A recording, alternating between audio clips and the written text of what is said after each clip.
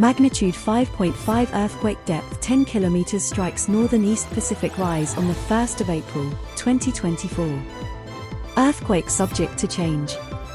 The East Pacific rise is a mid-ocean rise, termed an oceanic rise, and not a mid-ocean ridge due to its higher rate of spreading that results in less elevation increase and more regular terrain, a divergent tectonic plate boundary located along the floor of the Pacific Ocean.